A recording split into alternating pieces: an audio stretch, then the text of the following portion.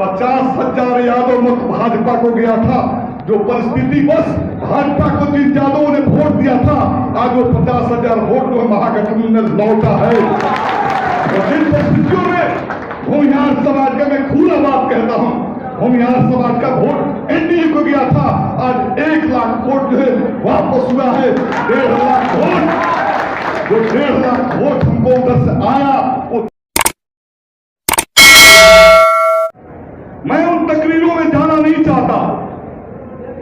मैं बताना चाहता हूं कि जिन परिस्थितियों में महाराजगंज की सीट कांग्रेस पार्टी को श्री लालू प्रसाद यादव, श्री सीताराम येचुरी, दीपांकर भट्टाचार्य, राहुल गांधी और सोनिया गांधी ने महागठबंधन से कांग्रेस के खाते में महाराजगंज को देने का काम किया। वो परिस्थिति से सब लोग वाकिफ है, मैं उस पर चर्चा करना नहीं चाहता।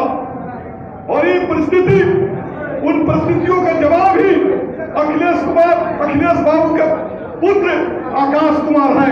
क्योंकि जिन परिस्थितियों में पिछले 2 चुनावों से हम हारते आए हैं, पिछले 2 चुनाव जो हम हारते आए हैं, उसे विश्लेषण करके महागठबंधन ने सीखने का काम किया है। और अपने कुलमा को बढ़ाने के लिए श्री अखिलेश प्रसाद सिंह के पुत्र आकाश जी को महागठबंधन ने फिक्र किया है। और इसलिए लोगों के पेटों में आज दर्द होने लगा है। ये अखिलेश, ये आकाश अमुक जिला से आ गए। आज दर्द क्यों हो रहे? जब मिथिलेश तिवारी गोपालगंज से बक्सर चुनाव लड़ने जा रहे हैं, जब मनोज तिवारी गोरखपुर से दिल्ली चुनाव लड़ने जा रहे हैं, जब श्री नरेंद्र मोदी जी गुजरात से बनारस चुनाव लड़ने आ रहे हैं, तो महागठबंधन का प्रत्याशी अगर कहीं अलग जिलों से आया तो उसमें कोई गुनाह नहीं है, क्योंकि ये सब शपथ है। ये भाजपा के लोग जो अच्छे उठा रहे हैं, इनके पीछे उनका राजनीतिक मकसद है। और इसलिए मैं आपसे आगाह करना चाहता हूं कि बाहरी और भीतरी की लड़ाई नहीं है, इस देश का संविधान बचाने की लड़ाई है। और संविधान बचाने की लड़ाई के अगुआ दस्ता के रूप में हम सबों ने अपने निजी स्वार्थ और हित को त्याग कर महागठबंधन के प्रत्याशी आकाश कुमार सिंह को मानने का काम किया है। इसलिए मैं आपसे अपील करना चाहता हूं कि मित्रों, जो परिस्थिति मैंने चर्चा की, उस परिस्थितियों का जवाब है, और ये जवाब को साबित करना है। आपको जो है काउंटिंग होगा तो यहां से जो महागठबंधन के प्रत्याशी की जीत सुनिश्चित हमें करनी होगी। आज लोग कह रहे विकास, सुनिए गंभीरता से, इधर उधर मत होइए, क्योंकि आप कच करता है और मैं भी कच करता हूं। लोगों के बीच जाने के बाद लोग कहते हैं कि विकास, बाहर के विकास कैसे होगा? भाई, जो सांसद है, मैं उसी प्रखंड से आता हूं। पिछले 25 साल से या तो मंत्री रहे, या तो सांसद रहे, या तो विधायक रहे, लेकिन एक काम आप महाराजगंज के अंदर बता दीजिए जिस काम से महाराजगंज की जनता का जो विकास हुआ हो, तो मैं राजनीति से संन्यास ले लूंगा। पिछले 10 सालों में न कोई फैक्ट्री लगी, न कोई सड़कें बनी, न कोई केंद्रीय योजनाएं आई।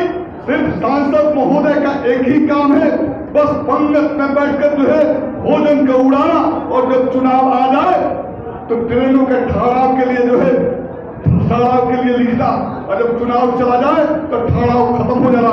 ऐसा सांसद, नकारा सांसद, जो सड़क नहीं बना सकता, जो नकारा सांसद स्कूल नहीं बना सकता, जो नकारा सांसद हॉस्पिटल नहीं बना सकता, जो नकारा सांसद गरीबों का राशन कार्ड नहीं बनवा सकता, ये सांसद अगर 10 वर्ष से इस क्षेत्र के लिए है तो ये हमारे लिए दुर्भाग्य है कि ऐसा निकम्मा नकारा सांसद को उन्हें स्वीकार है।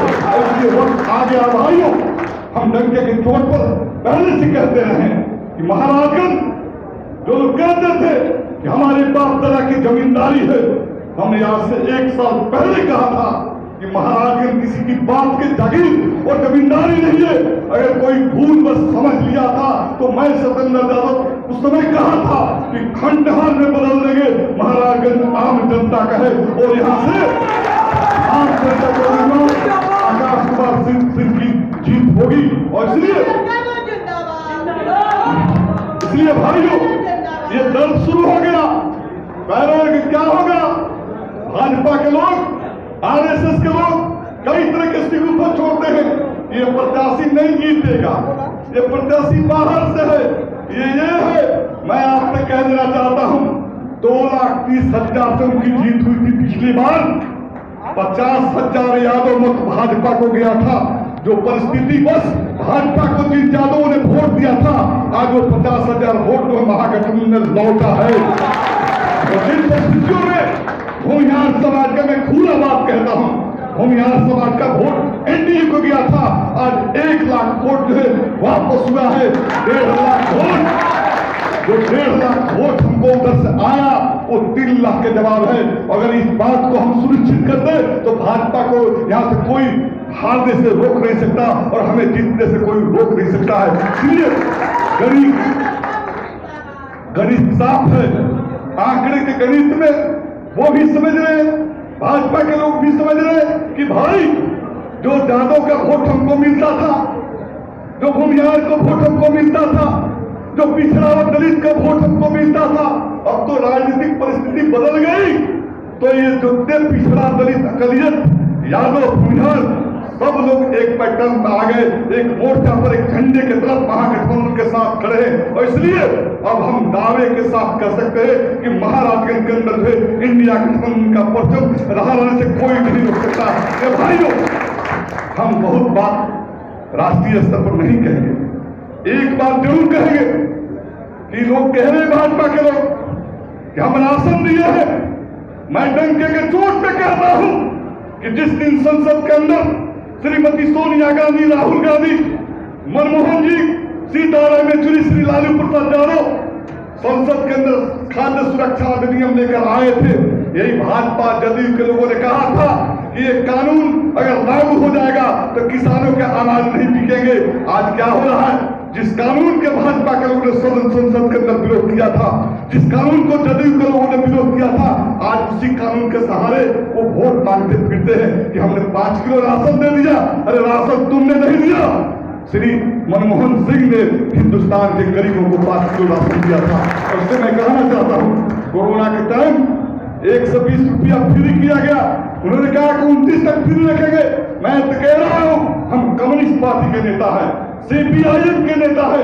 हम लोग यूपीए बनी थी, उसमें कॉमन मिनिमम प्रोग्राम में कहा था कि 25 किलो अनाज जो है लोगों को देना पड़ेगा। आज हमारा नेता श्री तेजस्वी प्रसाद यादव ने कहा है, हमारी पार्टी तो 25 किलो कहती है, लेकिन महागठबंधन के घोषणा पत्र में हमने कहा है कि 10 किलो फ्री अनाज देंगे। हम 5 किलो नहीं, हमने 5 किया था, अब 10 किलो फ्री अनाज देंगे।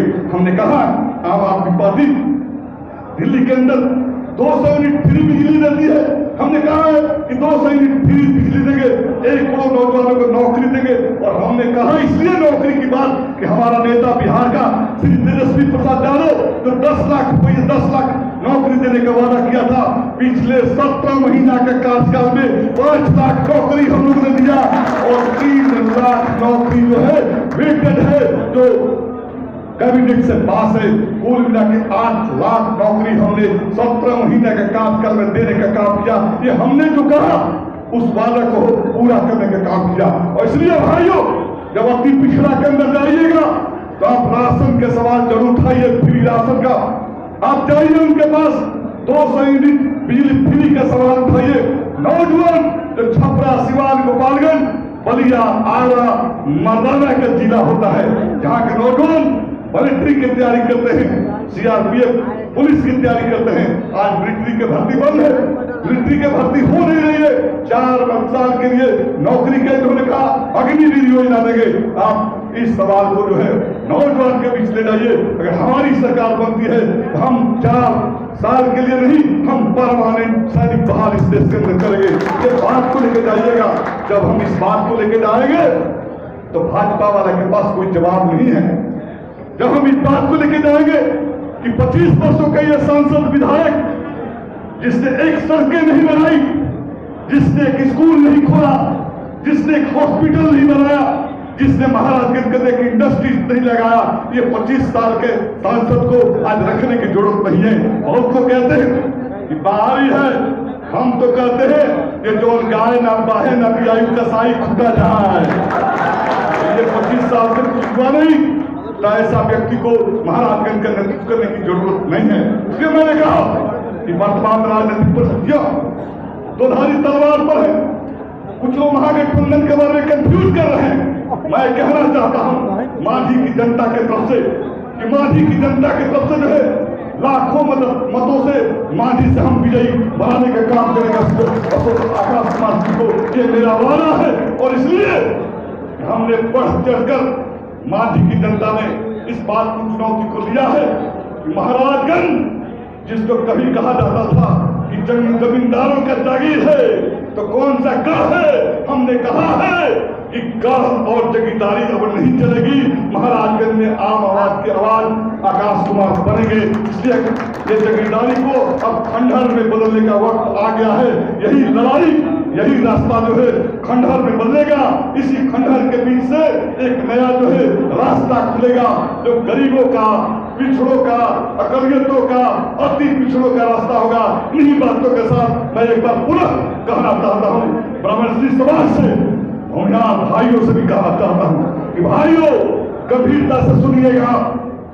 आपका पिछले 2 टर्म 3 टर्म से प्रवृत्ति समाप्त था। आप मांगने की हिम्मत नहीं करते थे, हिमाकत नहीं थे। आप भाजपा के पास जाके गिड़गिड़ाते थे। रामोदेश्वर शर्मा को मिला था, गिरजा देवी को मिला था, पीके शाही को मिला था। पिछले 2-3 टर्मों से इस बिरादरी के लोगों को किसी राजनीतिक पार्टी ने टिकट देने का काम नहीं किया। और आज हम लोगों ने प्रयास करके सीपीआईएम, सीपीआई माले, कांग्रेस और राजद ने प्रयास करके कहा, हमने वकालत करके लालू प्रसाद यादव जी से कहा, तेजस्वी से कहा, क्योंकि मैं भी प्रत्याशी था और मैंने जितेंद्र भाई भी यहाँ से प्रत्याशी थे, लेकिन मैंने डंके के चोट पर कहा कि महाराजगंज को जीत सकता है।